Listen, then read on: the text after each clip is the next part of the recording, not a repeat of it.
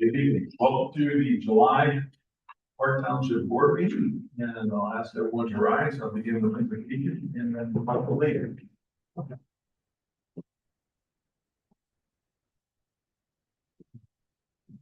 Gracious God, we just thank you for this beautiful day that we've enjoyed. Summer season is upon us, and we love every day this creation that we enjoy in our township and beyond. Thank you, Lord, for your creation. Lord, in the midst of this beautiful time, there's pain in our community. We think of our colleague, city manager in Zealand, Tim Clunder, and we pray for him and his family.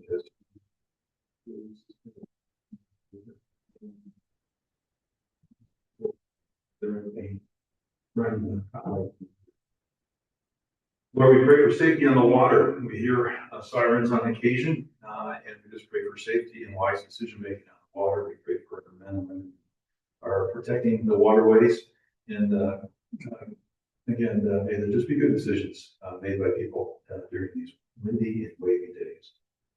Lord, we thank you for the local leaders as we head towards the election, and we just pray for wise decisions by our residents and community to select the right people to lead our local community.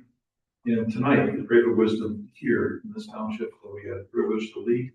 We thank you for all the community, the residents that we serve, and just their contributions to making this a vibrant community. Lord, we give this meeting to you. In Jesus' name, amen.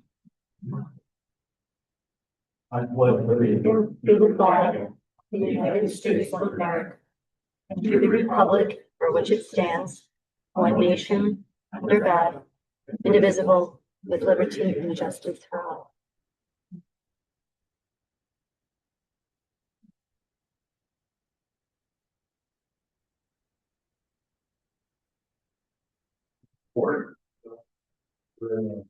Things is pretty clean agenda, but if there's any changes or additions to the agenda, please call them out now. Otherwise, I'll take a motion to approve the agenda as support. All right. Thank you. All right. Seeing no other comments, so all in favor of the agenda as it stands, say aye. Aye. Approval of the consent agenda.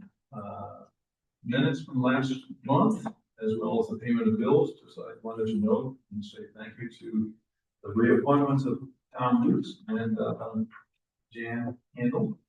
And then we'll see also that there was a couple of new people that we approved. That's kind of old, but there's a little transition with the planning commission and zoning board of appeals.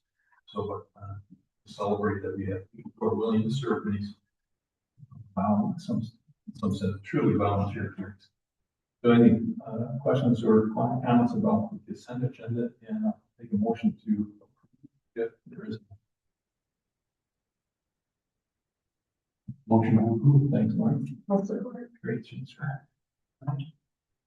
Hearing or seeing no other questions about the consent agenda, all in favor say aye. Aye. Motion passes. So this is the first chance for us to have a public comment today.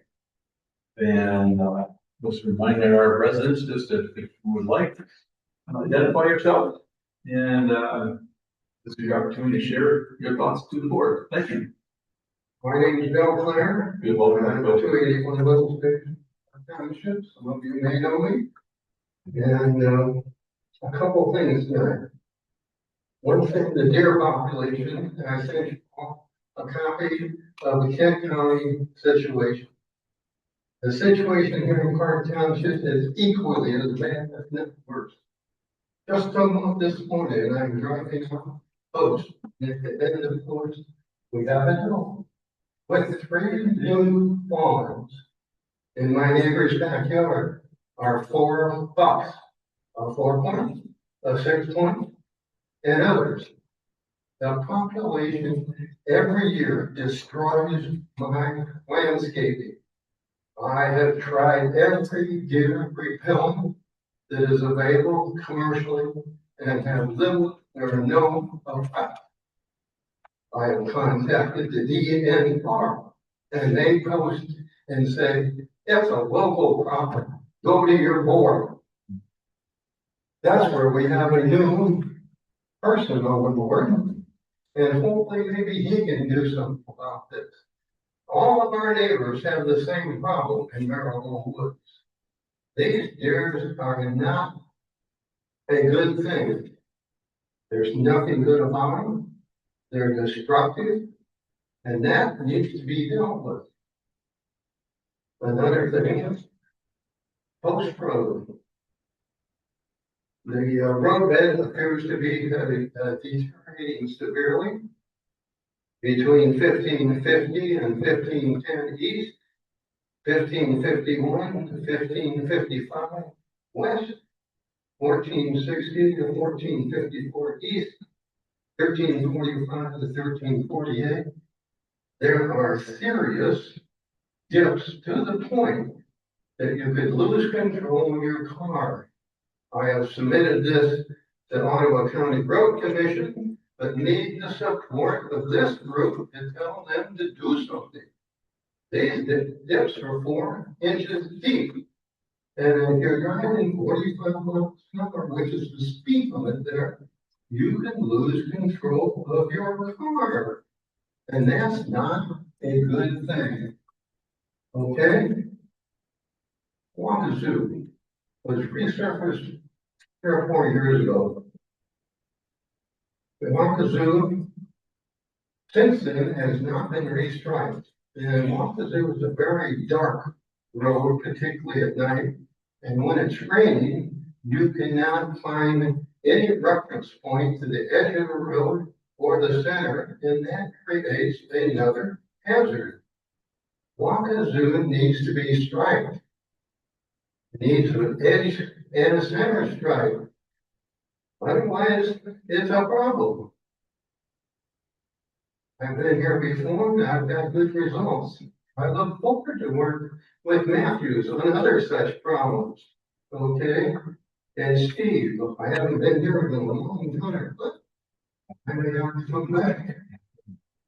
About a year ago, we got deer, we got road problems, we got Wazoo striping issues that can easily be taken care of. Need some help from you to get the road commission to do that. Okay? That I am asking for tonight. You can call them, I've sent them emails, and I've sent them on their site, and that's my appeal to you tonight. And if I can help you with other things, Steve, you know me, give me a call, I'm available. I'm retired, and there's a lot of work to be done in Park Township. That's it, Joe. Thank you. And lady. We're gonna get a couple presentations later in the back there. On the right side, anyone? My right, your left? Seeing none, okay, we'll close it, public hearing. I see my colleague writing notes. Thank you, Matthew. I think there's a couple of. We'll follow up with, road commission. I'm very familiar with Kent County Deer Study that was done. That was an extensive study with Van Valley State University, Department of Agriculture. I could talk to the county if there's a desire to repeat that here. We're not making a motion, but I think, we'd be inclined to find out more. So. Yeah. I'll talk to the. We've talked about your pretty consistent in the last 3-4 years. It's not getting better. Then I can relate to that. All right. Just a reminder, mission values. Park Township is family friendly, connected community that values our natural features, agricultural character, recreational opportunities.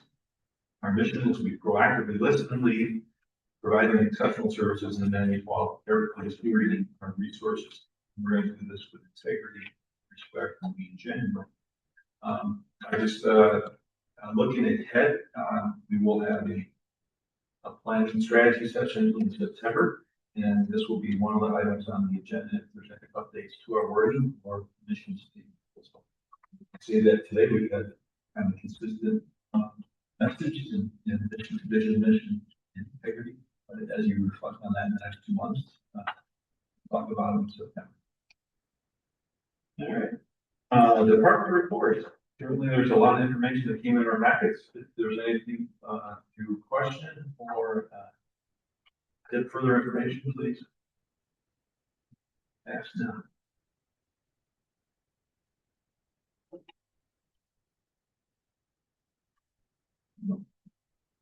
Okay.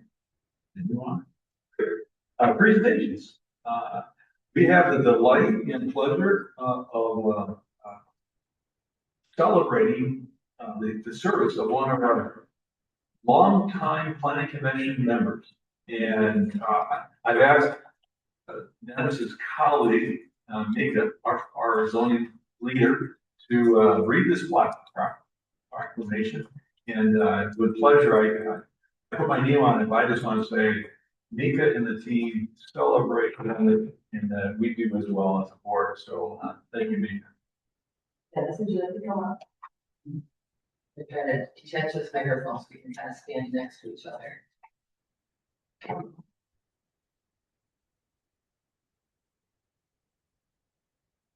don't think they will. Well, when I put together these proclamations, one of the things I do is ask for comments from your colleagues, from your peers on the planning commission. This was a very easy thing to do with Dennis. It was not difficult to get a lot of comments right away on how much your peers have enjoyed working with you over the last many years. So this proclamation that I read has been very much informed by your colleagues, by the others on the planning commission. Whereas Dennis E. began his service in Park Township on June 1, 2011 as a member of the planning commission. It served in this capacity until May 31, 2026. And whereas Dennis E. also served as the planning commission's representative on the zoning board of appeals during this 15 years and has dedicated countless hours to serve in Park Township. And whereas Dennis E. was looked up to by his peers as a thoughtful, steady leader and was appreciated for his well-headed thinking. Whereas Dennis E.'s colleagues appreciate the example he set for those who follow after him, and said that watching how he approached each meeting helped them become better commissioners. Whereas Dennis E.'s colleagues also described him as extraordinarily reliable and clear thinking, a man of few words, but words you should listen to. Whereas Dennis E. was admired for not rushing to judgment, but instead listening carefully, asking good questions, and weighing each issue on its own merits. Whereas Dennis E.'s years of experience on the Planning Commission and Zoning Board of Appeals gave him a broad base for decision-making and understanding of the ramifications of those decisions. Whereas Dennis E. brought a calm and measured approach to working through challenging applications and situations addressed by the Planning Commission and Zoning Board of Appeals, with colleagues noting that they had never seen his feathers ruffle. Whereas Dennis E. prioritized meeting attendance and was known for his thorough preparation, taking the time to understand the facts, ordinances, and impact of every decision, as well as frequently assuming responsibility for reviewing standards during meetings. Whereas Dennis E. has also been recognized for his extraordinary level of professionalism, remaining respectful, professional, and focused on doing what he right for Park Township, even when discussions became difficult or opinions differed. And whereas Dennis E. brought humility and care to the weighty responsibility of making the sorts of decisions that shape a community for generations. Whereas this proclamation is presented to Dennis E. to serve as a reminder that he will always be remembered as a valued planning commissioner and zoning board of appeals member. Therefore, be it resolved that Park Township formally acknowledges and extends its profound appreciation Dennis Lee for his many years of service to the residents of Park Township. Now, therefore, I, Steve Spooloff, Supervisor of Park Township, and on behalf of the Board of Trustees, hereby present this proclamation to Dennis Lee for his many important contributions and community service to the Park Township. Thank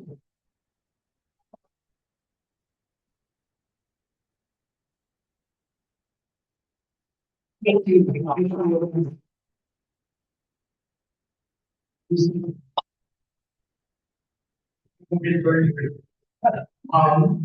opportunity has been very rewarding. I've learned so much over the years.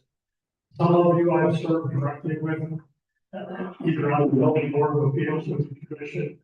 And Steve and I go back 40 years fighting for recreation and youth. And a lot of what we fought for then has come to fruition. And that's the joy that I have at this moment.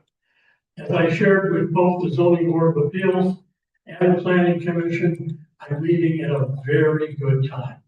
I have seen this township not only grow in size and services, but I've seen the quality of the people who serve and the people that we have brought in to be of service to the township rise every year.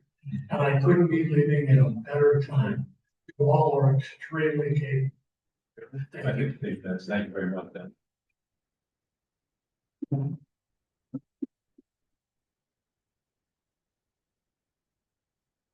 And just want to say a special note, he has his deputy commissioner next to him.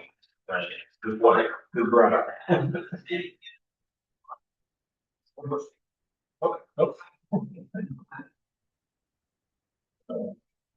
Hey, well, that's I think we don't do that enough, but I think we need to make sure we recognize talent in our township and do it often. And we have a lot of talent here. Again, thank you guys for your service to the township. Celebrate you. We know the seasons. Some of us who've been on the board a little longer know the seasons you have been through, and you still have hair. So you. So, thank you. Okay, well, moving on, Lakeshore Advantage update. Andy, come on in. Just to inform our colleagues in the public, we do support Lakeshore Advantage. Our residents, thank you for what you do in our community. So, what's going on in Lakeshore Advantage? Besides, you got a little leadership transition. We do. We have some changes. Yeah. Well, first of all, thank you for having us.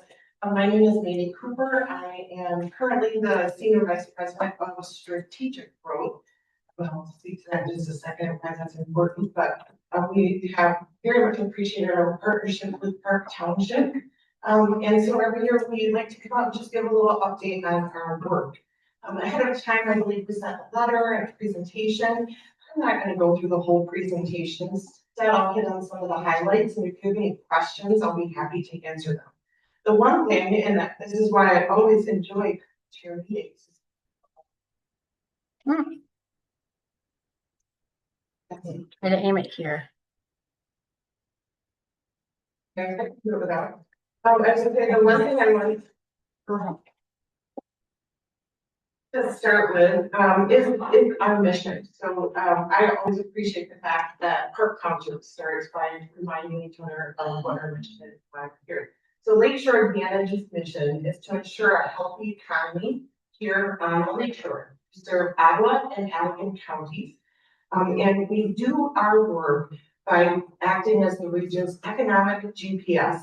So we grow, plan, and solve for a healthy economic future. And so I'll give you a few examples of what that work looks like. We are a nonprofit organization. We're supported primarily by the private sector. So about 60% of our funding comes from the private sector. But in addition, we have partners like Park Township, the counties, et cetera, that provide the remainder of our support. Our team is made up of approximately 16 people. And as Steve mentioned, we are looking at a leadership transition. Our president, Jennifer Owens, has been with us for 12 years. She's been amazing. And last week she let us know she is moving on to her next big challenge. And that's going to be leading another economic development organization called Southwest Michigan First. So we're excited for her. She's just been, and Steve, I mean, we've gotten to work with her, and like several of you have directly. It's just been such an asset for our community. But probably the thing she did best was building an incredible team. So our team is strong. She built a team of leaders, of people who are really ready to step forward into that work. So the organization is in good hands with a great board of directors, 22 members. And it was announced today, and share it here. This is the first time I'm saying it out loud, but I will be serving as the interim president moving forward. Well, thank you. As the board determines who's going to take that place permanently. So with that said, just a few highlights of what we're working on. This past year, we've introduced community development services to our repertoire. When we work with our business community and really are focused on that business community, making sure they can stay here, thrive here, grow here, we ask them, what are your biggest challenges? What are your biggest concerns? What would make you possibly locate investment somewhere other than here on the Lakeshore? And resoundingly over the past 2 years, the volume related to access to housing has been increasing. Our employers are very concerned about not having enough housing that meets the needs of their workforce. And that's a problem because it makes it difficult to attract workers that they need to do jobs, but also to retain them, especially our emerging workers, our younger workers. If they can't afford a place to live here, they end up living further and further away, which makes retention really hard. You know, it's expensive right now to travel, gas is expensive. And so the further they have to live away, the less likely it is that our employers can keep them.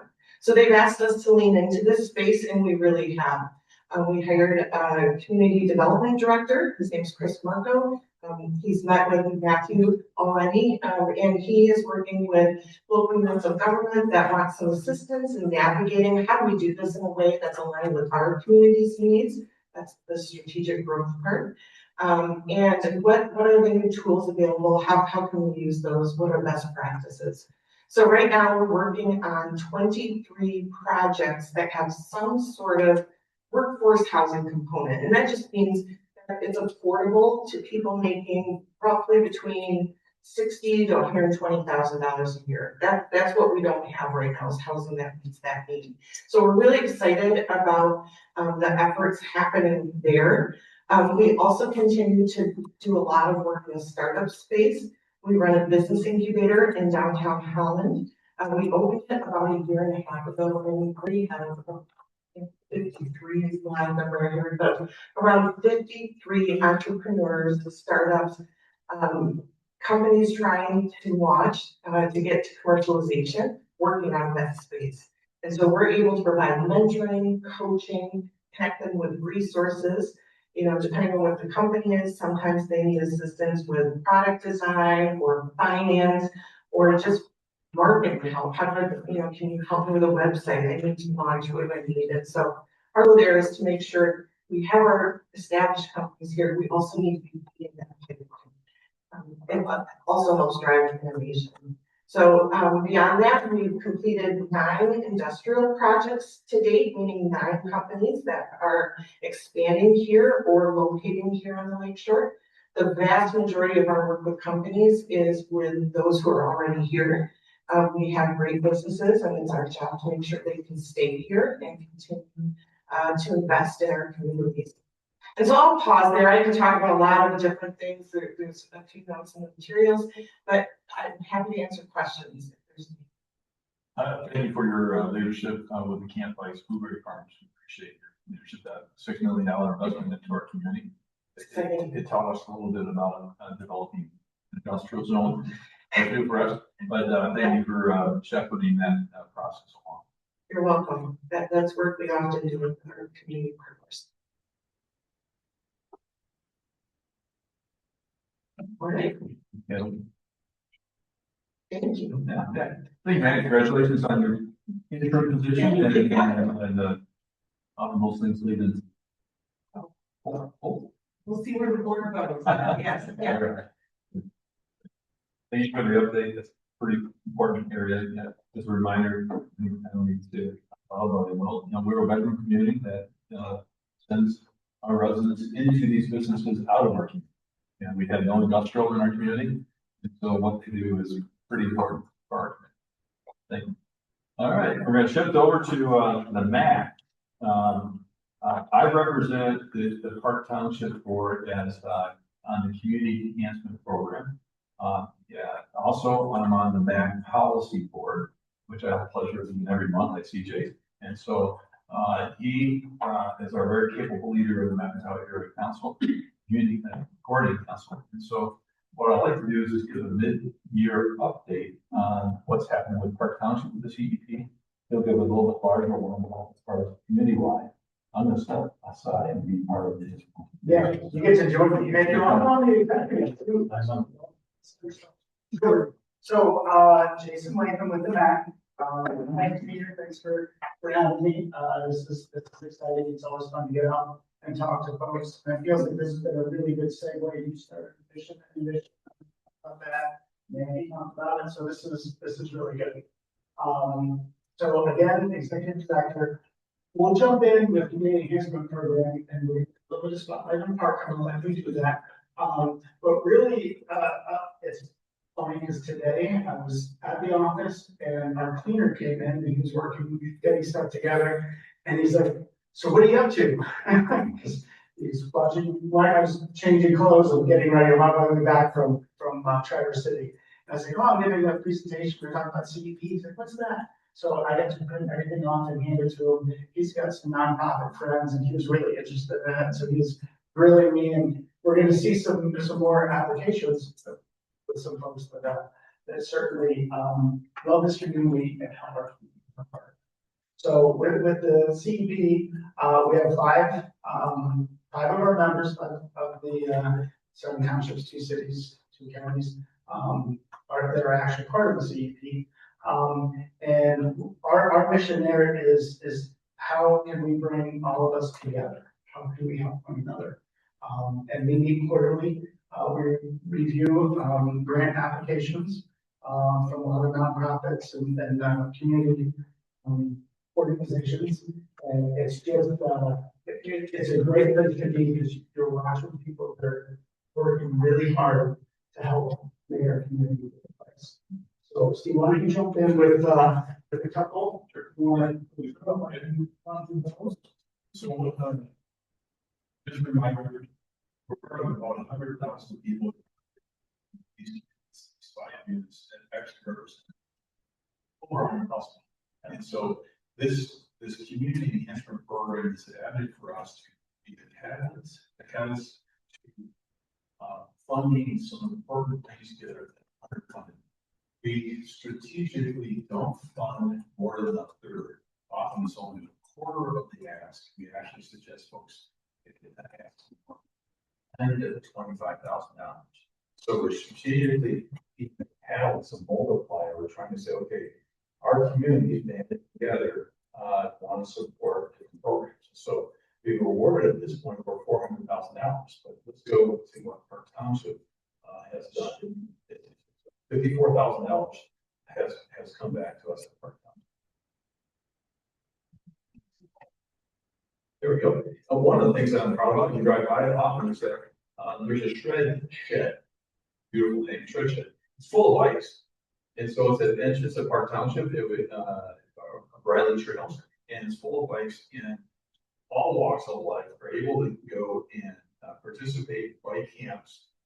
They have folks from the Juvenile Delinquent Center, they come down and ride bikes, Boys and Girls Club. Many organizations use this shed to ride bikes. Most of us probably don't remember a time we didn't have a bike. But there's a lot of folks in our community that literally don't have bikes, and this is really utilize our Riley trails to our career. So, we awarded some money to actually we did 2 funding requests for the shed. Right next door, we're part of the landscape of the Veterans Park, and so glad to be part of that one, and it has been a delightful thing to drive by week after week. As it continues to grow within the pump house. If you haven't been there, please go. They actually have two or three, actually I think 3 or 4 programs going on the rest of the summer. We actually contributed to some awards to enhance their program and little rate of the program. So that's in their back there. And check out the pump house. They do have some things that are really kind of fun to see. Try it on here next month. But then we go outside the area and we actually support areas that we got nonprofits. All these are vetted by Jim Dunkersley. And Jim will actually vet before they get the money. We will vet and look at their documentation, make sure that they are truly a nonprofit, only like leadership to actually give them. Now, give them, we also ask for a report after the fact, proving that they actually did good. You want to say that? Or you want to say this here? Yeah, there we go. Yeah, so, and that was really important, I think. That when I jumped into this position, at Holland Charter Township, they, you know, I kind of sat down with them and asked for a little bit of feedback on, you know, what they thought was important about the program and how they were using it. And what they had said at the time is they get a lot of requests for funding. And there's certain things that legally you're allowed to give public funds to, but there's certain things that you're not.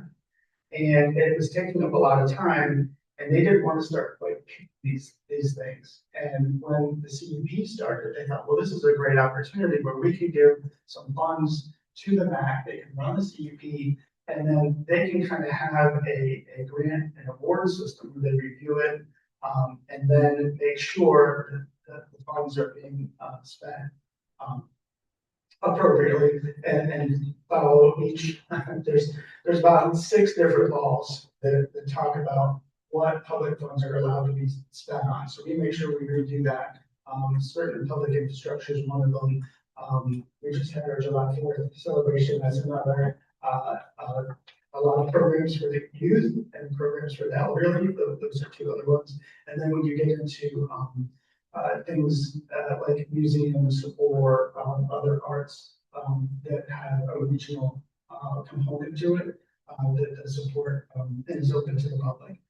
Those are all activities that are within our wheelhouse. So we make sure that the funds are received, are carefully reviewed, and then given to appropriate groups and organizations that are following along.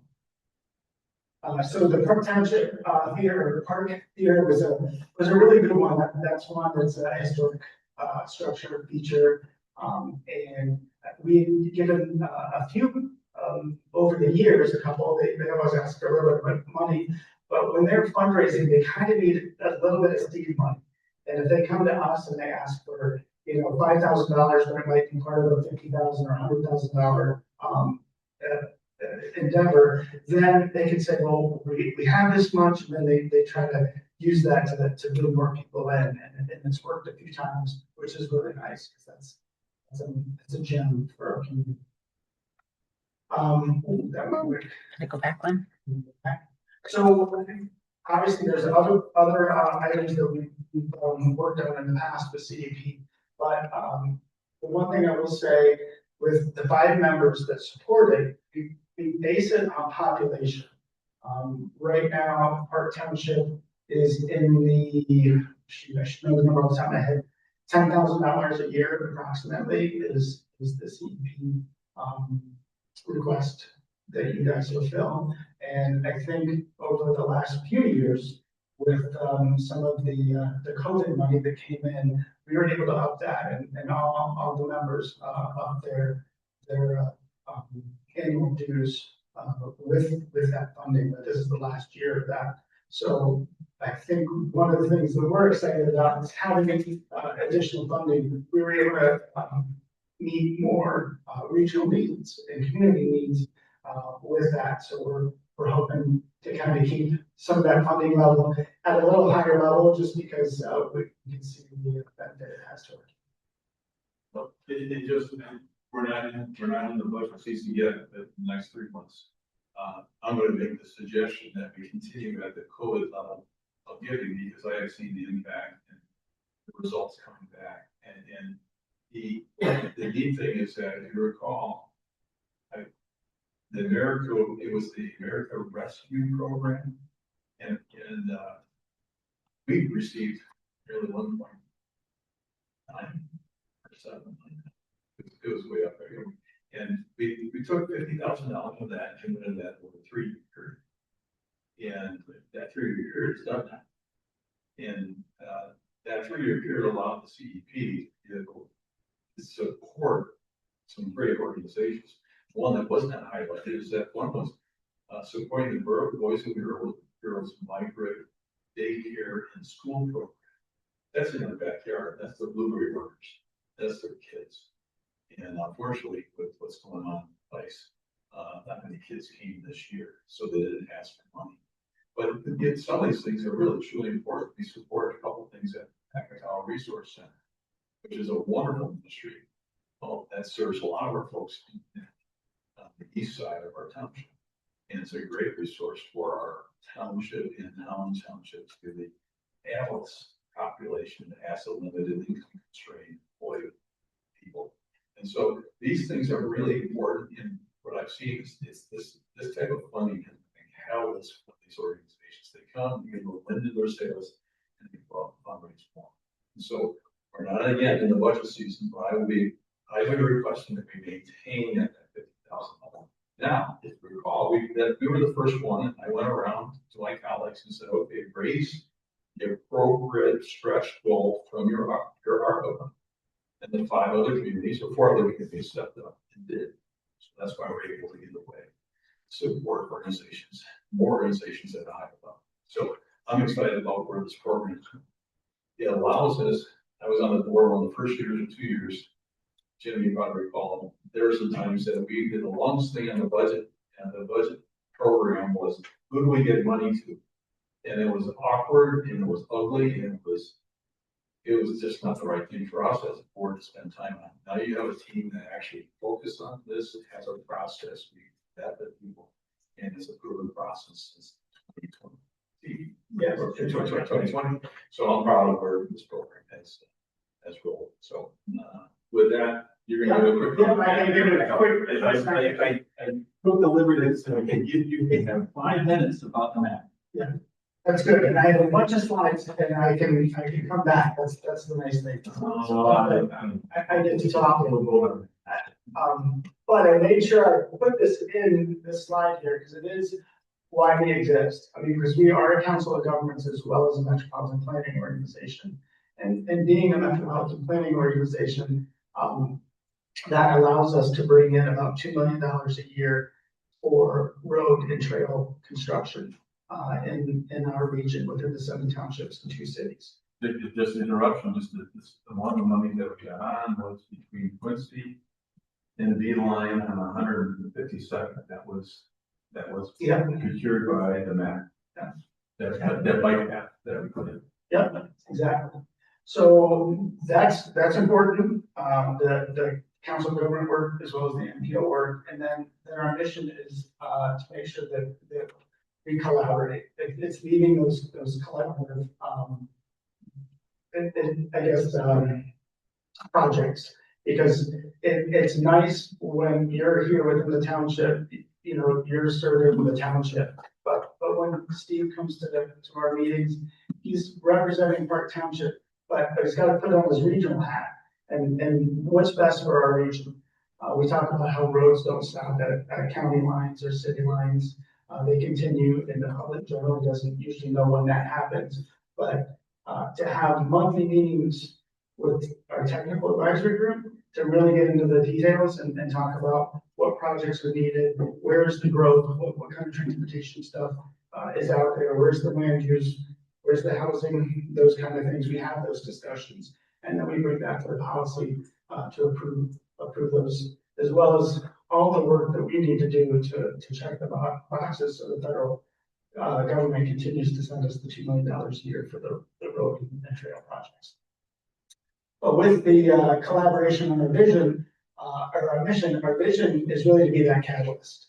Because we can gather some of the data, we can go out to the public and get feedback. And we can kind of be that first step into what is the public thinking, what are some of the needs? Certainly we can work with Mandy, we can understand, here's what the business community is thinking. And we can start helping synthesize that and then share it with our members. Because sometimes you hear in our world, in the planning world, when I was at MDOT, and then certainly when I was at the road commission and now running the back, there's that not in my backyard. You know, as soon as something comes up that oh, this is really important, and we all see the value in it, well, then there's a group of folks that they're like, oh, not my backyard, I live there, this won't work for me. And, you know, and making sure you have the data and the information that you're sharing, the reason, the purpose for what we're working on generally helps calm some of those, you know, the fears of folks, because, you know, when you start construction, you see the barrels out there, you start talking about big developments. People generally don't know what to expect. We've been through this, and we've done it, and we have the data. We can help you guys with that. So with that said, I'm just gonna fly through a few of these real quick. These are a lot of the products that we have. And the one thing I want to put on there is talk about real quick is our active transportation plan. So not only do we get the road condition data every year, but we're first time here to start doing that on the trail side.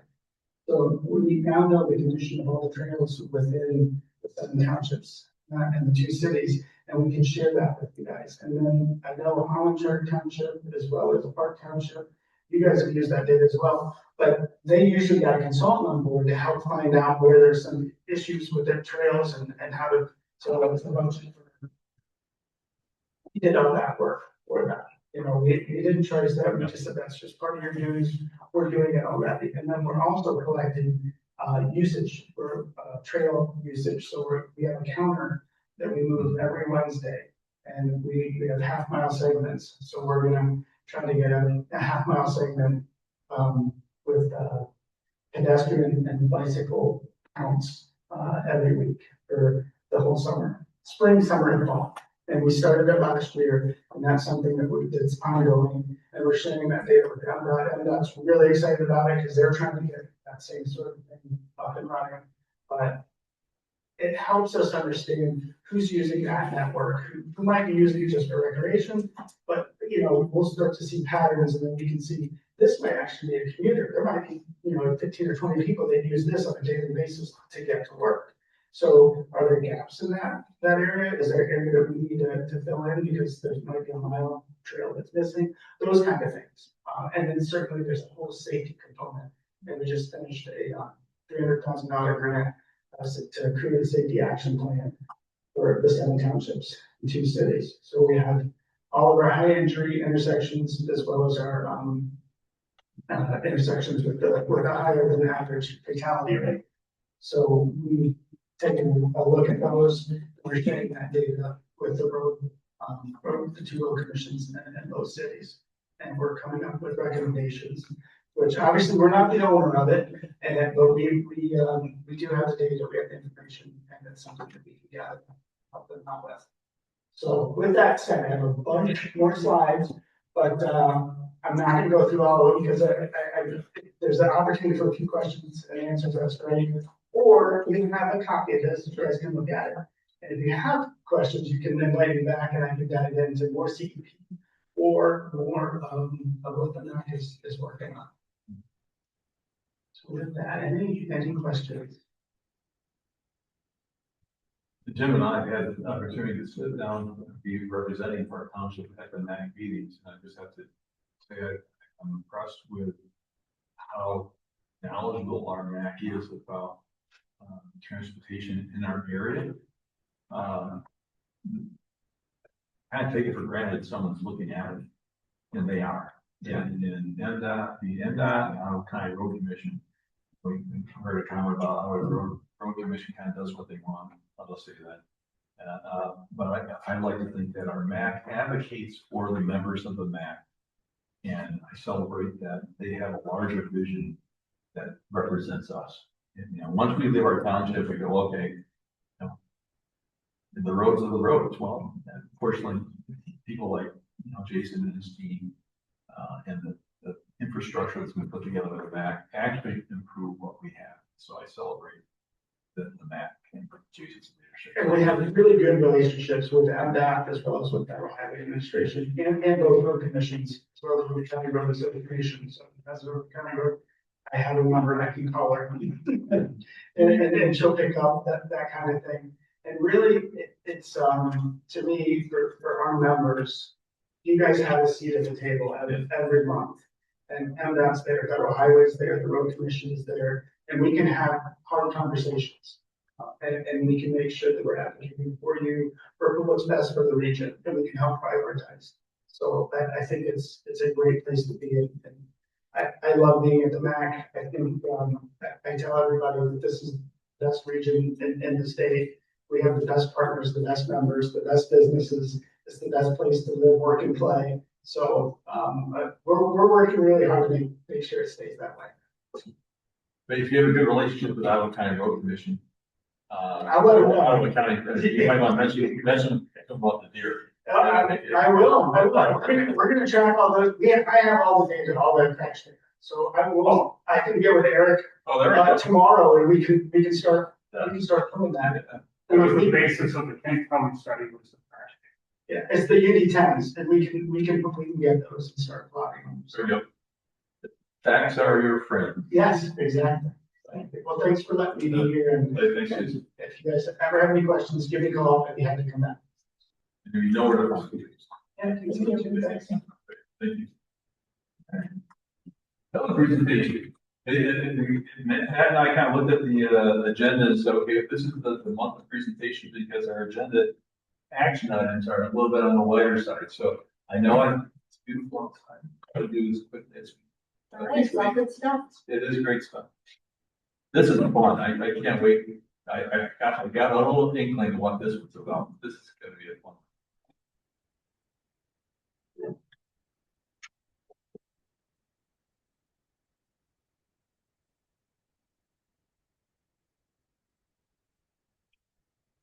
I know who I'm going to call on these stuff.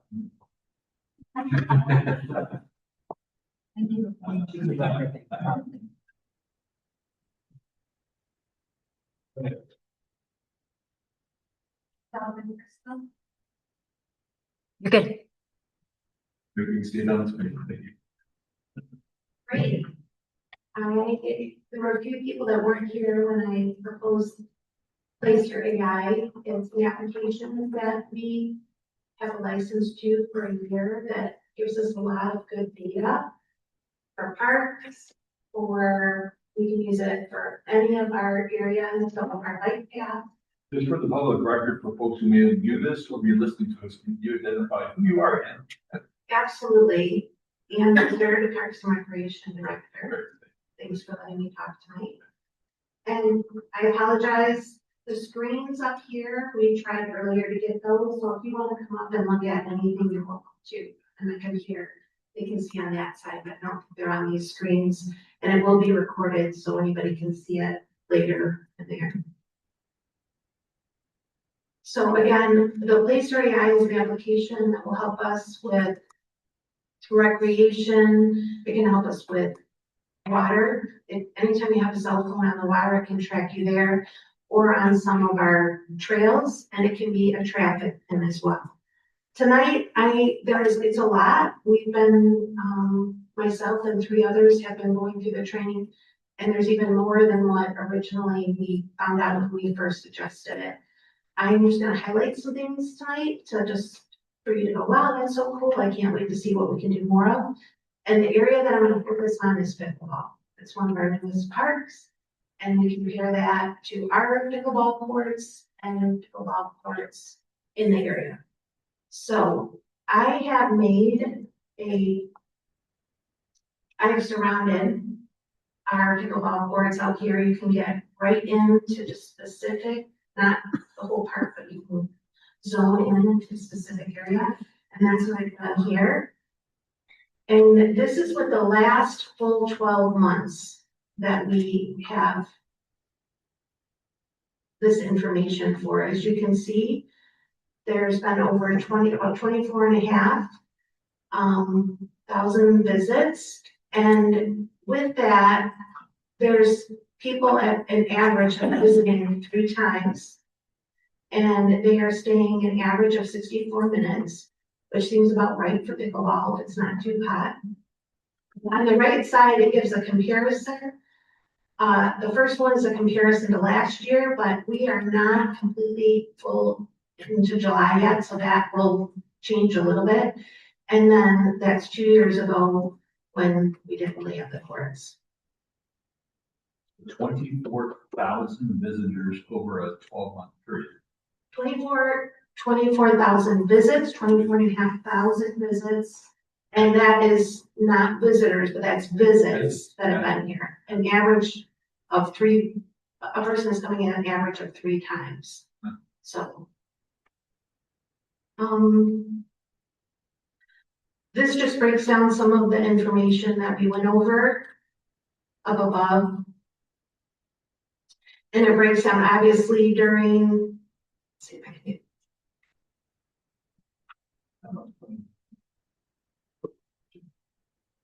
Obviously, when we're closed, there's not going to be, there still are a few people out there, but every once in a while. We know that from, that's why we took down the nets this year, because people were going out, somebody tried to shovel off the court. People will play in any kind of weather. And then it will give you, you can have a lot of different options to see what you're seeing, but over on the right-hand side, it kind of gives you the breakdown for the last couple of years. And as a reminder, you can go back 7 years. This is part of the demographics, going over the household, what kind of degree they hold, the median age, which is probably pretty right on in that age range. We find that that's our average for pickleball league too. We have older 60, 70 down to 20. And this just breaks down the household income. I'm just going to kind of go over this really quickly. I'm going to get down to the next part, which is marketing. It will go over what the people of those people that are visiting, what their favorite places are to go. And you can drop down and you can list out whatever you want. All of them are selected now. You can go and you can pick one specific area to find out. But this talks about how many visits on the right-hand side out of the visitors that we have. Oh, Captain Sunday. Both days? Yeah. Good. Well, we don't put a lot in here, but the interesting part is the visitor's journey. So if you look at the journey, this is before they came to our park, the prior, and then after they left our park. And this is where they come from. Most people are coming and returning to home, but you can see that they're going a lot of other places too. You can actually click on the location and it will give us specifics. So your Captain Sunday is there after again. See the post? 9.6% went to Captain Sunday. They burned off all those calories and they went back to the eat. So, and imagine that Kin Coffee, because they're not open in the afternoon, that's they keep.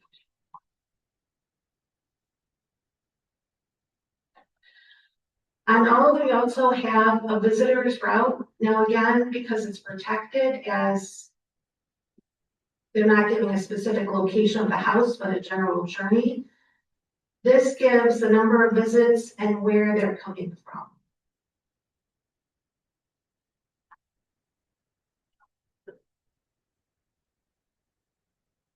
And you can see it kind of is all around the journeys that they take.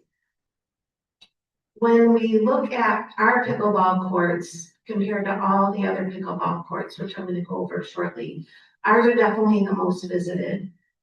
There are, out of our pickleball courts, the most residents come here, but it's kind of, our residents are kind of grouped into a bigger zip code than what we actually have just here in the township. But we also have pickleball courts on the south side and our parks on the south side. It's interesting to see where people travel. And another, here, this is another way to look at it. See if I can get this up. These are the number of the visits. So the purple is 70% of the visits. The pink is 30 and orange is 50. So this is where our visits are coming from. If you can see that. And there's actually some all the way up in Grand Rapids area. And I don't know if that's because people work there or they're coming on the weekends, which is kind of interesting. I'll show you next. So this is, again, is just for this park that's out here. You can see. There's, so those colors are actually indicating where they're starting from. Right, where they're, right, where we're getting the participants from, the visits from. And so these purple ones are the heaviest visitations, and if you go over them, it shows how many visits are coming from there. So all around the city, the township, and our residents too.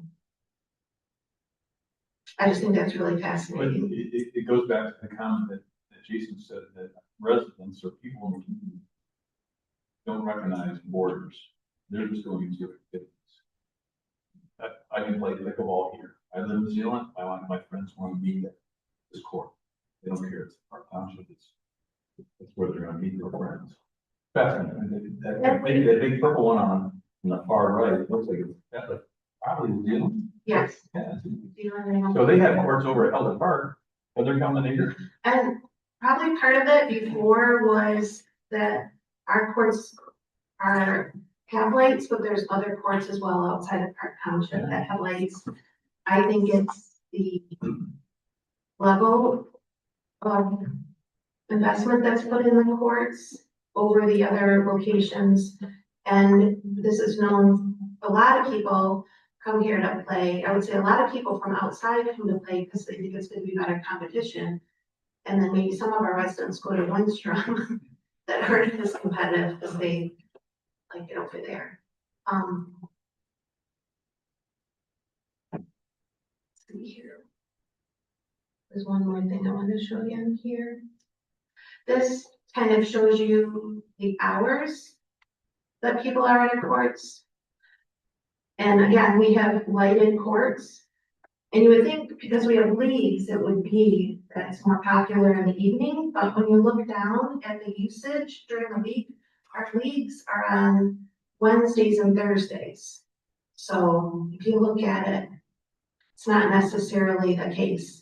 But we do have lights, so it's pretty even. I mean, some are higher days than other, obviously, the weekends, but it's pretty even as far as people coming out and stuff for. Go down to the hours thing just for a moment. Interesting. I'm always curious when I drive by, the lights are on and the parking lot is fairly full at night. I thought we were busy at 9 o'clock, 10 o'clock in the morning, but look how busy it is at 8, 9, 10 or something. Yeah, it goes all the way up to 10 p.m. 9, 10. Yeah. It's twice as busy as Actually, it is over at 10 o'clock in the morning. That's fascinating to me. That lighting was a good investment. Yeah, last year when I was here and working late at night, people were always here late, when the lights were on. So I assume they are during the summer too. I haven't stayed as late for when the lights come on, but especially because it's cooler. So a lot of people probably come later in the summer too, or you have your whole college students or just people that like to go out and exercise later. I think in the morning we see a lot more of the senior population that get up, come to the courts.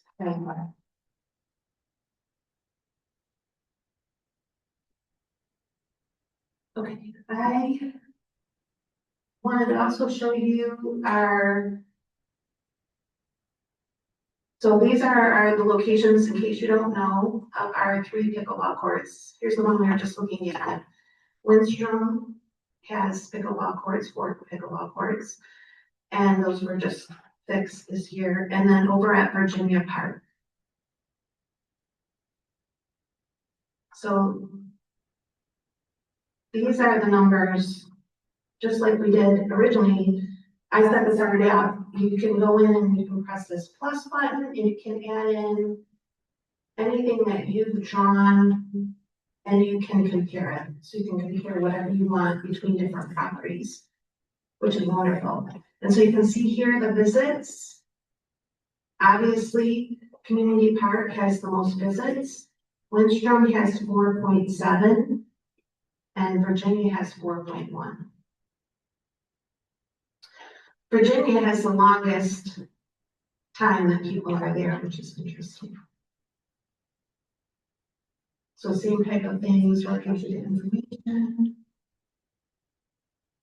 demographics, nothing really surprising there. Just to note, it does compare against Michigan too in all of these. You can do Michigan or you can do national. And same thing, you can find out where they went. This is for Community Park, but you could go here, you could select Virginia Park. And you could see where people are going after. Somebody's actually washing their car, that's great. And same thing with the journey.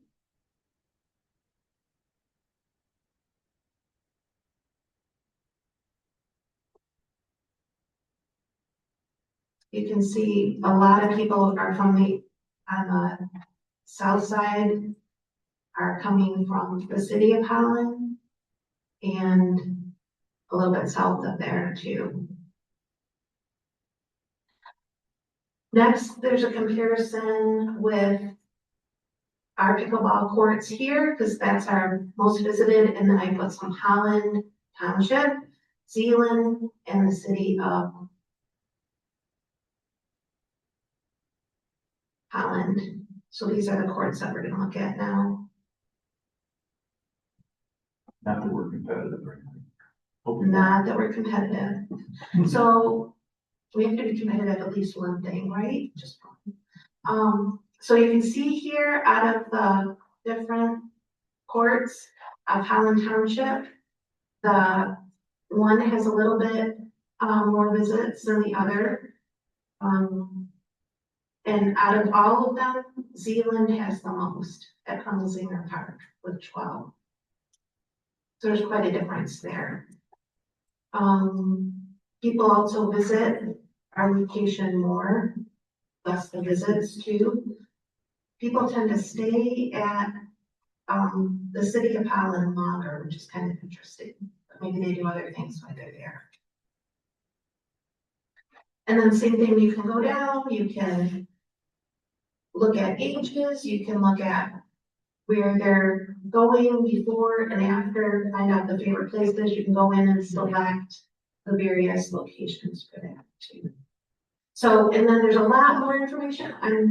I don't want to like blow your mind or overload you, but I will be back to describe more. If there's something that you would really like to see, I've looked at other parks, like for instance, I have South Shore Landing right now, which just shows the distance that people travel, which I have to go very far out.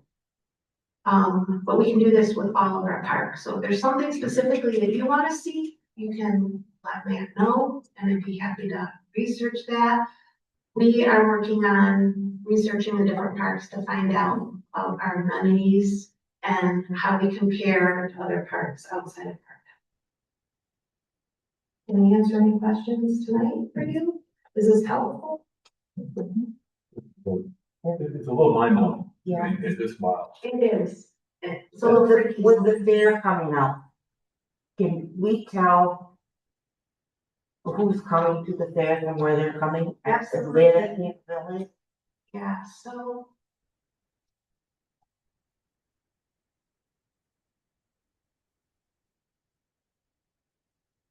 Let's see here. Would you map out the entire grounds for that then? Yeah, Okay. That would just be interesting to see who's really using it. Yeah. I thought that I had this in already. But I'm not seeing it here right now, but I will, because I ran a report for Matt already with the actual visits. So I did that, what, like 2 months ago or a month and a half ago? Yeah, so absolutely, But just for fair week. absolutely. Yeah, I think I did it for the whole year, but I'd be happy to do it. And it is vast. Yeah. Where people come from. Mhm. I think it would also be interesting, it would be also interesting for this healthy festival that we just had. Yeah. To see where everybody's coming from. I'm just writing these down real quick. Do you want to know about attendance or just where they're?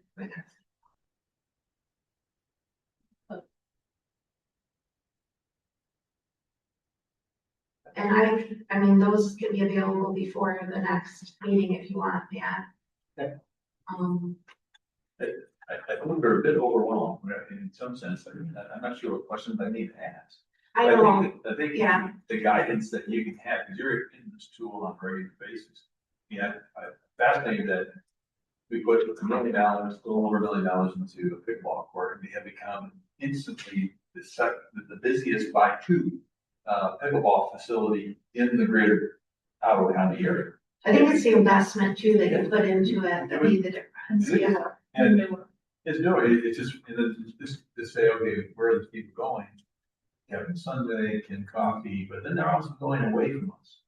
Okay, so then that also informs us going like, okay, should we be encouraging some type of stay in this township type of business? Ice cream shop. Ice cream shop. If we definitely, in the training that I have had, this is used a lot by marketing, big venues that look to see, because that's where they go for sponsors, that's how they figure out traffic patterns on where they should put things on, how people are getting to their venues and who to go after for sponsorship.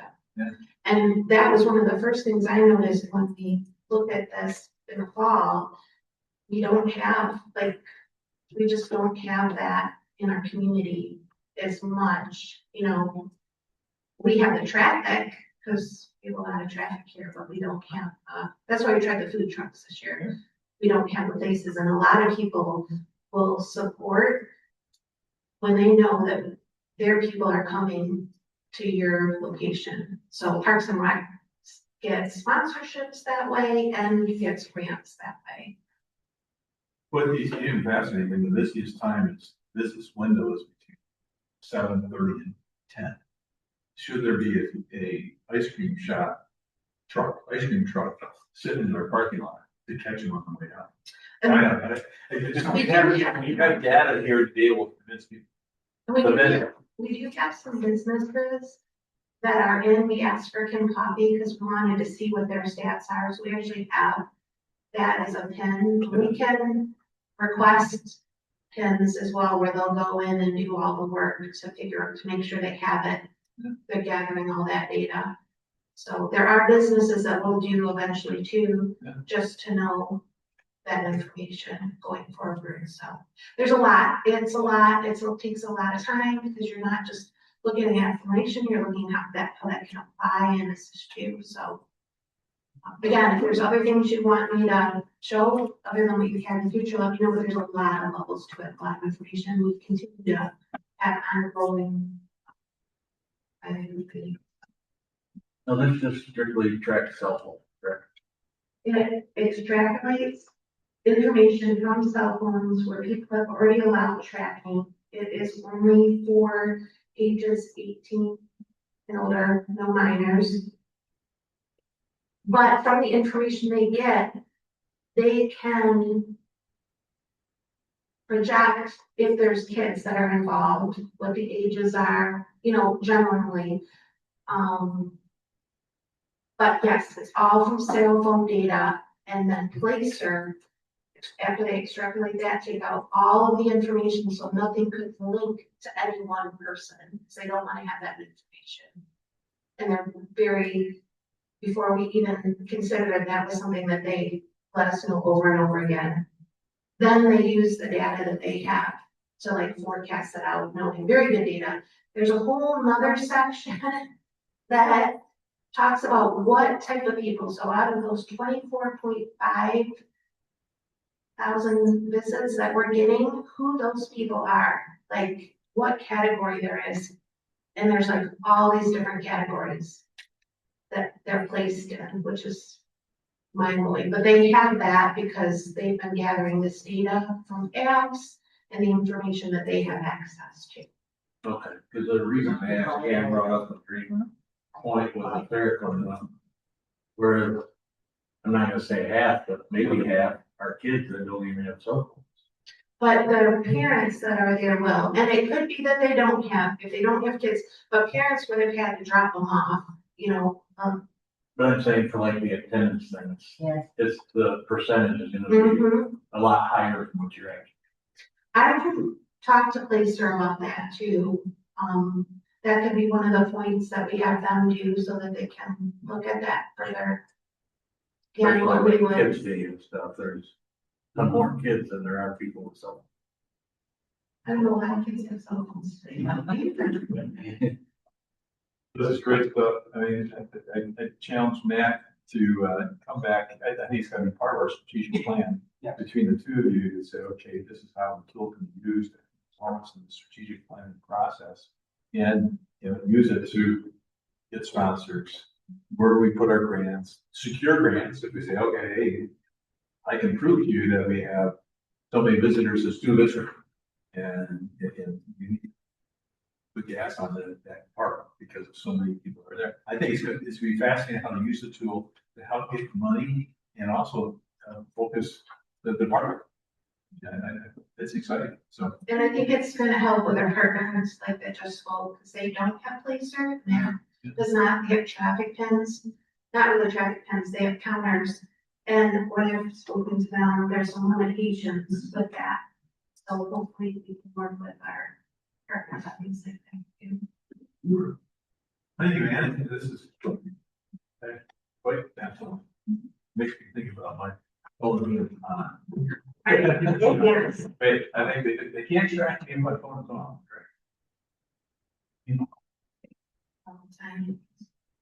Oh. Say that. Thank you. Okay, well, moving on to, more the mundane activity. Mundane, routine, I said. Routine. Action items, NADAS, that's what we want to read, and I'm gonna ask. Sure. Matt to. So the Michigan Mutual Aid box alarm system.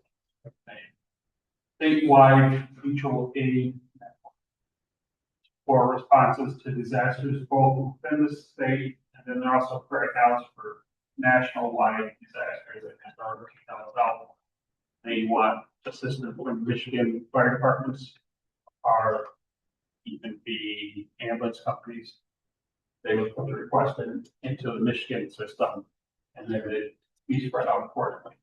This was used, if you remember in 2020, there was a large dam break in Midland, which caused a lot of havoc. That more recently, 2025, there was a huge ice storm in Michigan.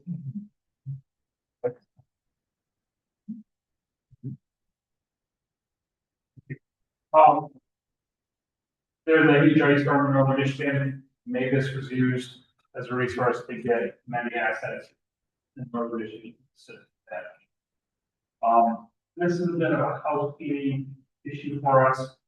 The board first saw this agreement in 2009, I believe, when it was approved. There was a 2016 agreement that was signed by the township, although the board never. And Natus audit of that is that, oh, you guys want to be part of this? It makes good sense. There are already have regional automatic agreements with their neighbors. The recent fire on the south side. After that, and building departments back things up. This is again for wider network of assistance that we may be able to respond or got fed if something happens here that should allow outside people from outside the region, outside departments, give us does. So I recommend that, we approve the resolution, which approves the agreement, we get the signature and this one away, we'll have to deal with it.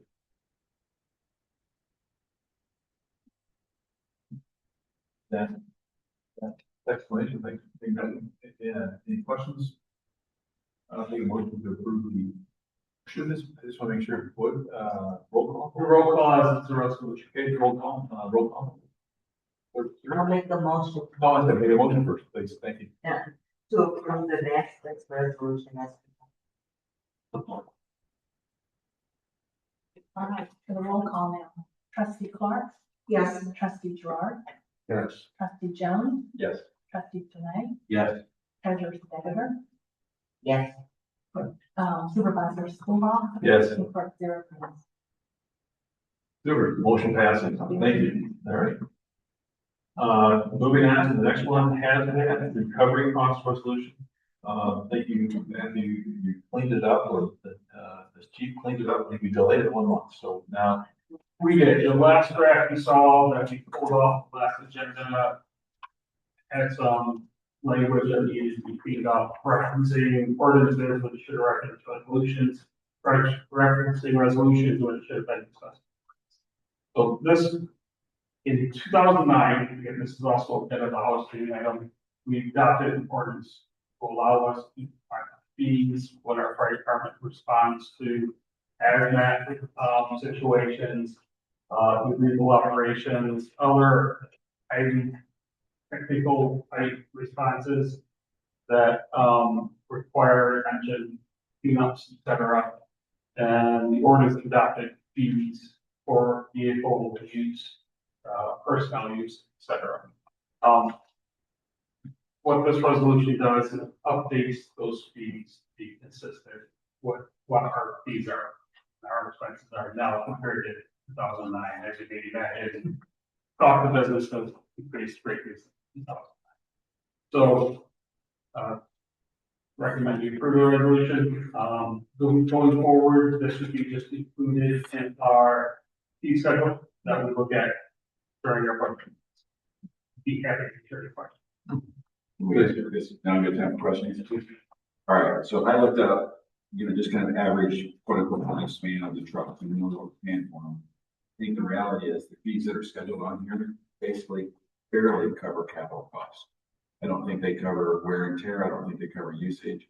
I didn't see anything on here for materials like mats, pigs, blankets, all that kind of stuff that you have to use for any kind of spill. It feels like that should be billed at cost plus some kind of a carry fee or something.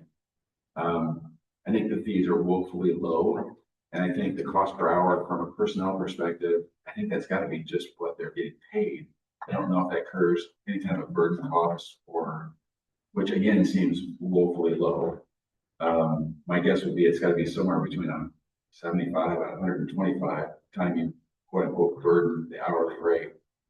And that's why I'm just throwing it out. It feels like a bargain for the quote unquote the cost of the equipment we have to not. And I think it raises another question. I think it would be good for us to do a study from the perspective of understanding every time that truck rolls out of the fire department, what does it cost us per hour for that truck to go somewhere or do something or where to run? As an example, that's a great point. I know the numbers on the south side more precise because I was recently looking at those compared to the number of responses we have on the south side.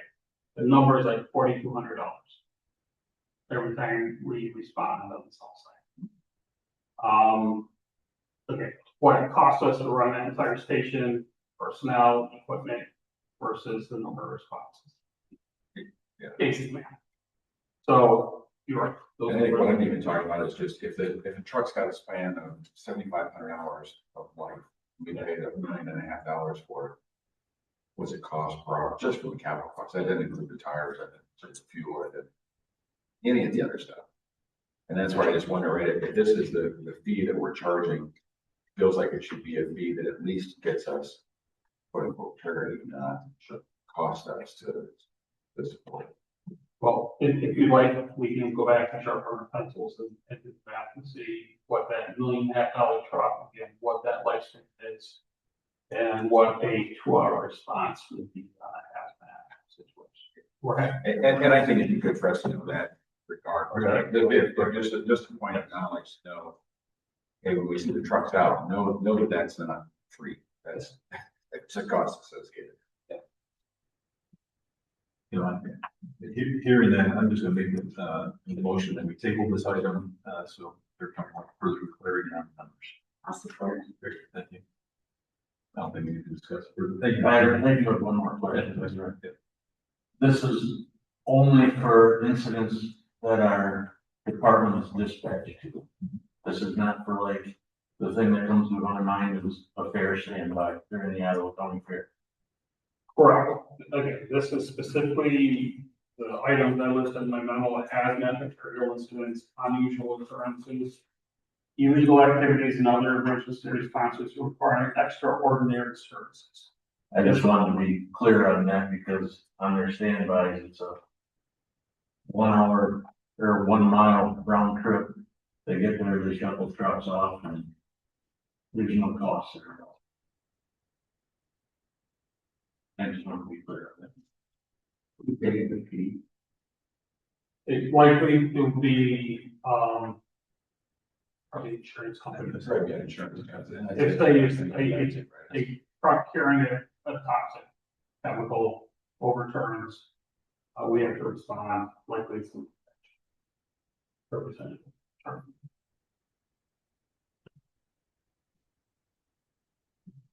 They would have the capacity to take one. Okay, motion on the floor to table, supported again. The further questions or input on the table for Matt to investigate for the question. All right, all in favor, say aye. Aye. Okay, motion carries. All right. Thank you for the compliment. Thank you. All right, property management policy amendment. This was just a cleanup. Again, Yeah, a couple months ago, we brought to you a list of items, surplus items that will go into auction. Several of them had an estimated value over $250. Our current policy is any item with estimated value up to $250 needs your approval. $250 is pretty low. I suggest moving up to 1,000 and streamlining the process. Again, we're still going to open auction for these items. I think 1,000 is much more reasonable given the cost of everything in the state. So I'd be happy to. Yeah. And what happens with the items that are less than $1,000? Are just disposed of by staff or is it? I review that list Okay. and I out. no, the process doesn't change, but we just, the threshold and fixed authorization. Gotcha. Okay, understood. All right. Entertain a motion. So moved. Support. All in favor, say aye. Aye. Carries. This one's exciting. Next one is the award. Sure, for Woodson Trails, project is out there. We received 5 bids. We had budgeted just over $600,000 for this project. We received a grant from the DNR. This cost. The lowest bid came in at $370,410. So our last couple of bids have been quite high. So we were very happy to see a little bid. Find you off vetted this company is TJM Services LLC. They have done similar work, satisfaction from the owners.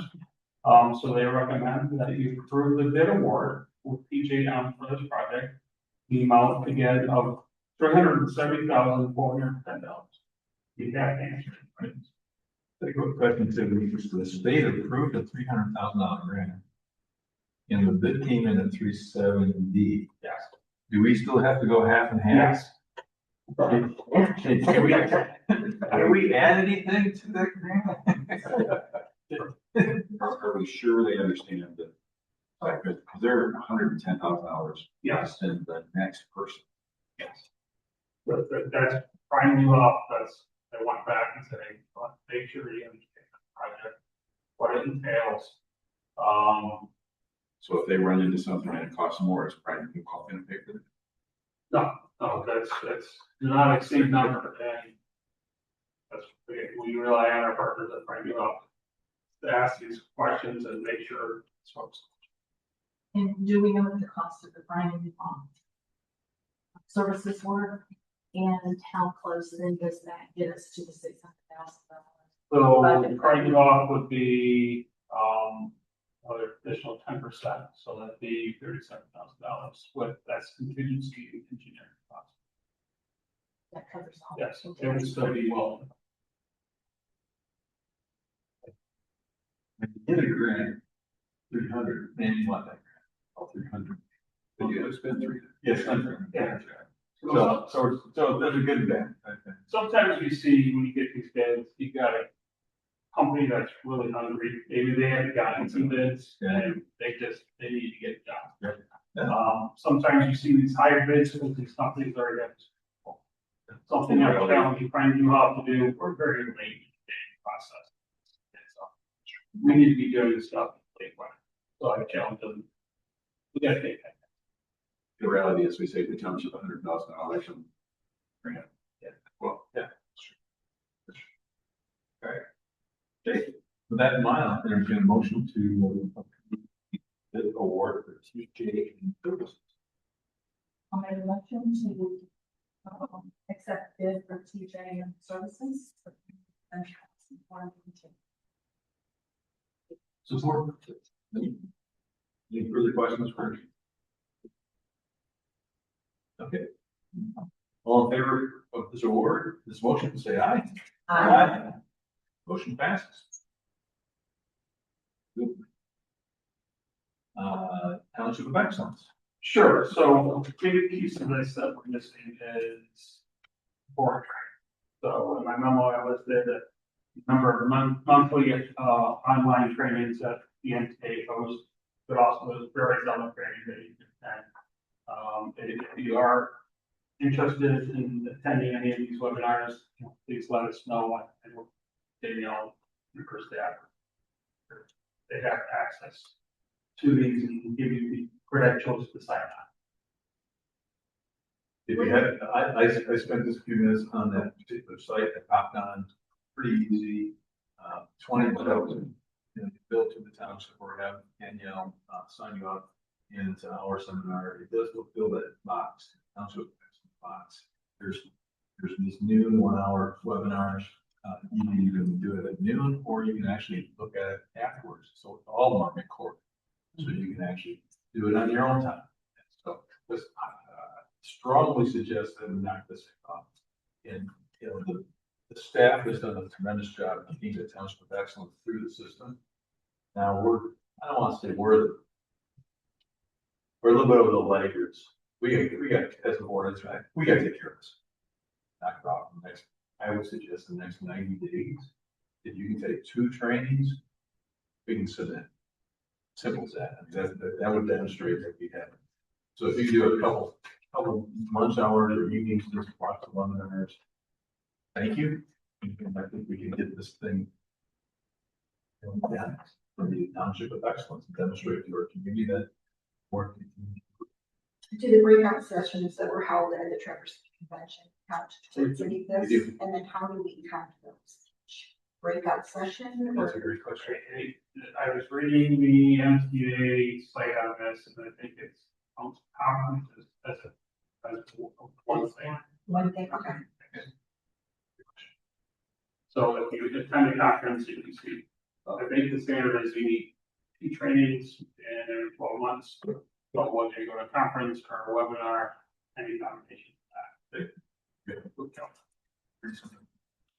Is there somebody, like maybe Danielle or somebody that can keep track of who's taking what, so for look all someone?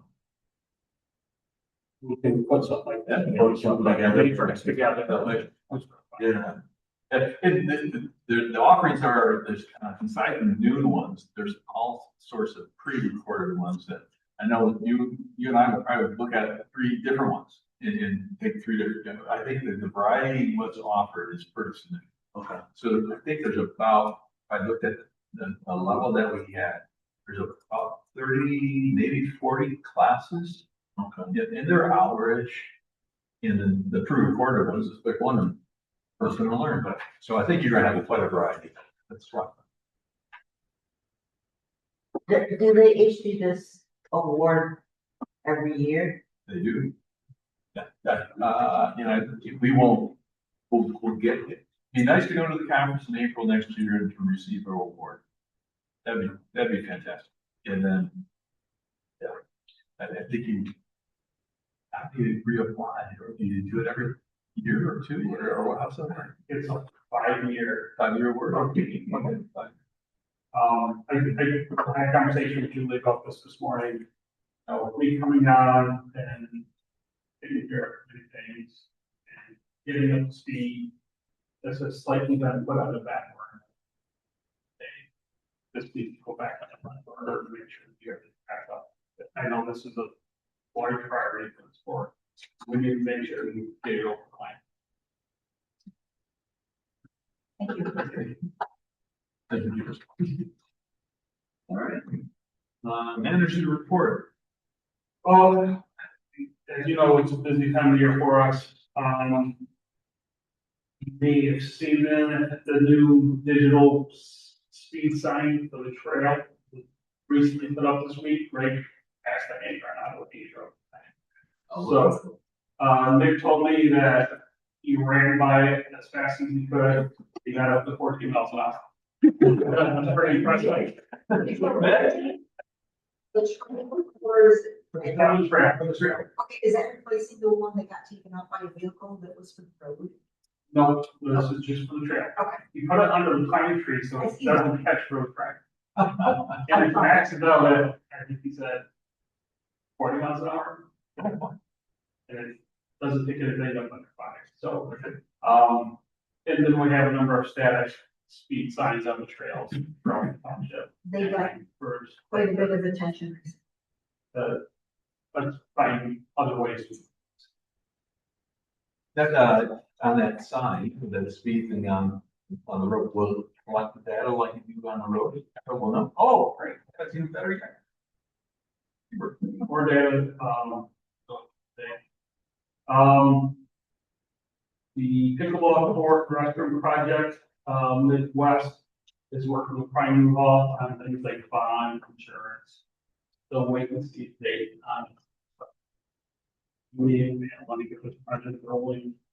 So, and then question of Prime New Hall.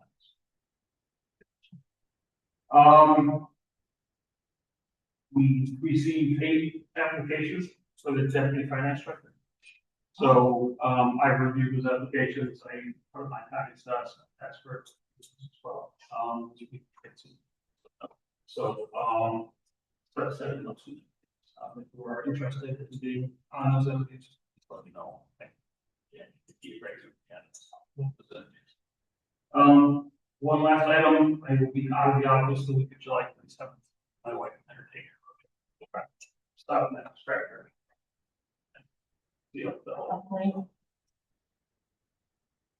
Yeah, that can happen. Helping her. Who was in charge of it? Judy's always in charge. That's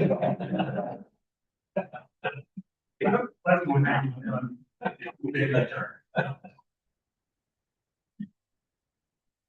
Any questions for the manager? All right, thank you. All right, I'll start on the right side. Our esteemed legal colleague, any updates on anything that we? I don't usually get to give an update, no. I feel it. The whole time I haven't heard your voice, or not different voice. We are expecting the brief in the appeal to the circuit court of the ZBA interpretation over the Interlake Walk. You guys probably don't know a lot about that. But it's a parcel in that park that is undeveloped. PICA and the ZBA interpreted it as being an undeveloped lot. The adjoining property has a retaining wall partially on it, so they're trying to claim it's an improved lot. That well on it. Their brief is due in Court of Appeals next week. Then respond to that. All the briefs have been filed. We have not yet heard from the Court of Appeals what it's be. Or in this STR. For the STR. Yeah. That's about it right now. I did know that you did do some training. Thank you for doing some training with the ZBA and planning commission. Yes. We do need to have the public hearing before us. Oh, I see. Public comment. Public comment. Okay. I will open the floor for public comment.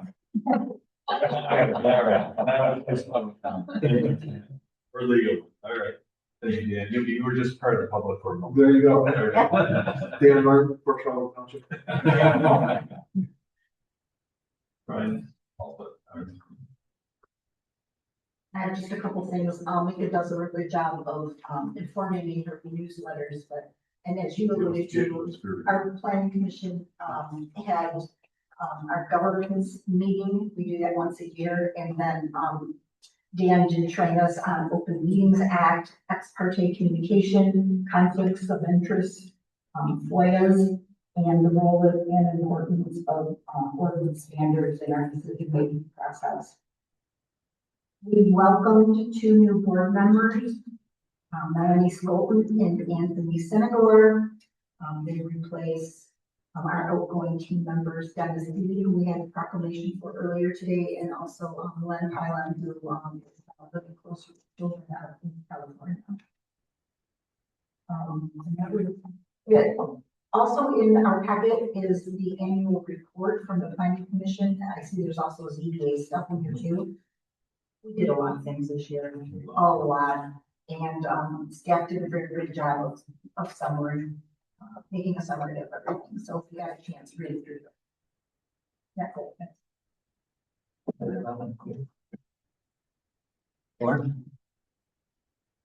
Again, Mika does a nice job, and I'm gonna repeat everything she said. So as far as Iowa County Fair, the Celtic Festival went great, no problems out there at all for traffic or anything. I know the fair board had some no parking signs made. Right now I believe there was 8 of them made, and we gave them to the townships and put them out. There's still one out across the street from the coffee shop. If you want to drive by and look at it, very nice signs. And we're gonna have 3 or 4 more coming after the fair, they're gonna order banners. So speaking of the fair coming up, we have that on the way, and that's about it. Mass Express canceled their meeting again. Nothing else. And then the tax bills have been. Oh, yeah. Tax bills have been sent out with the usual newsletter. Those are received and starting the payments have started to come in. Cash flow is good. Well, none of it stays here. Right. Yeah, ours we get in the. Okay, on the 15th, we will be having an election day. That's the Wheels of Mercy fundraiser. We'll do 5K race until I think it's breakfast. On this 15th. Awesome. Saturday.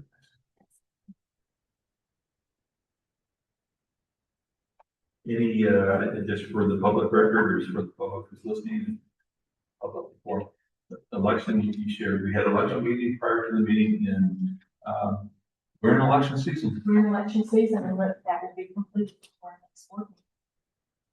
So we'll be doing 9 days of early voting, and on the second Saturday, 2 Saturdays before the election, and be working Saturday and Sunday, 2 Sundays, or 2 evenings before that.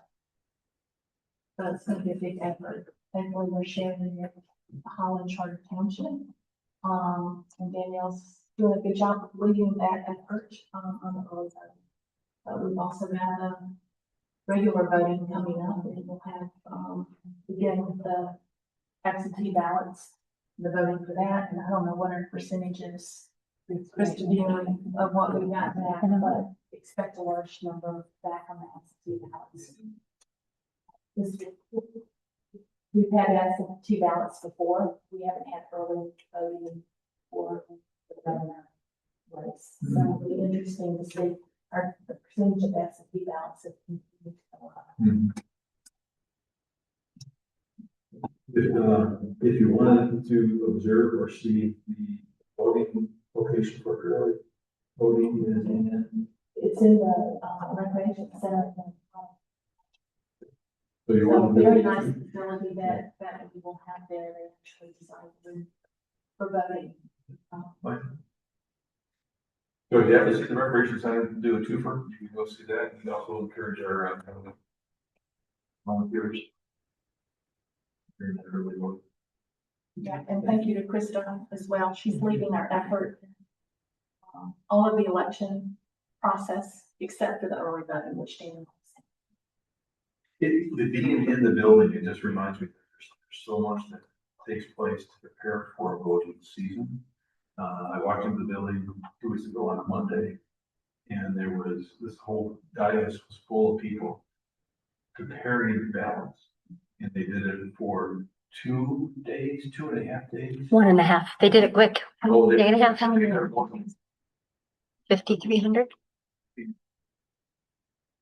Can't say a word.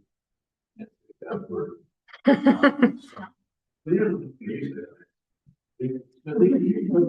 Someone has to do it, and these are unsung heroes.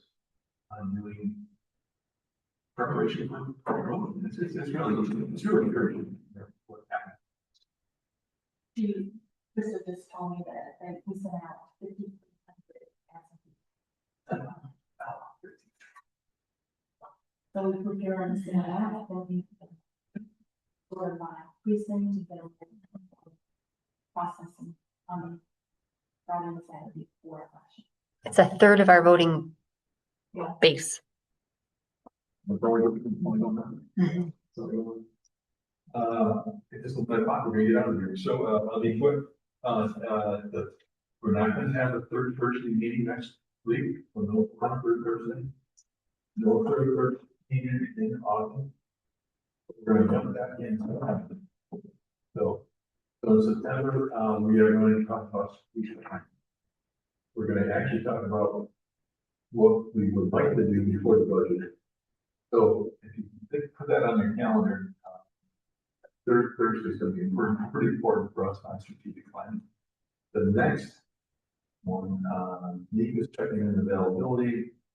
The next in October, the third Thursday, who's available to meet for the joint planning commission board meeting? We delayed it and we kind of pushed it out. You would look at your calendar, the third Thursday. October. Or the 22nd. 1/3/15. 1, 2.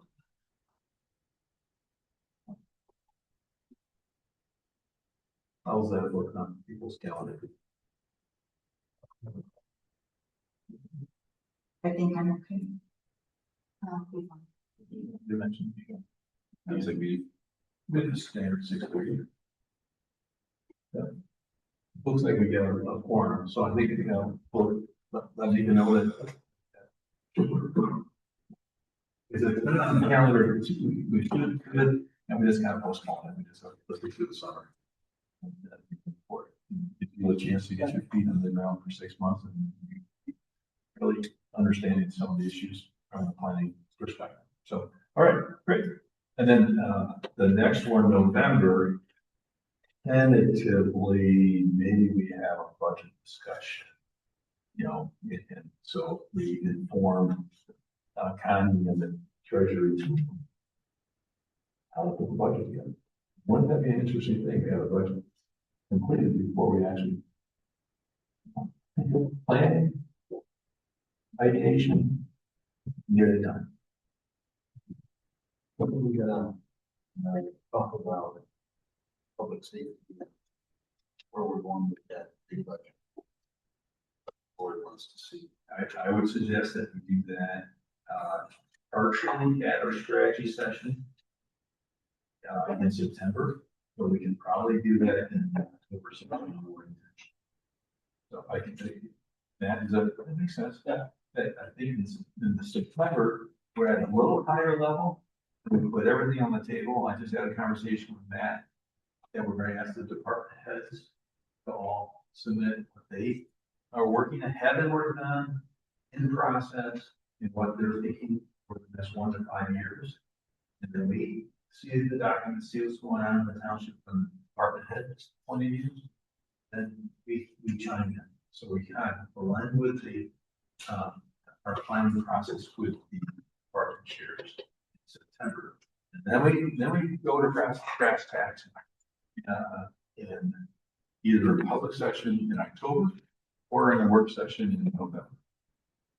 That's how I see the fall working out. I just want to make everyone on the board aware that's kind of Matt on board. Matt's a get ahead of the game guy, and I want to celebrate that and get on board with him on that process.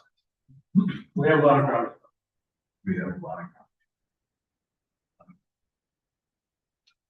All right, with that, I'll take a motion.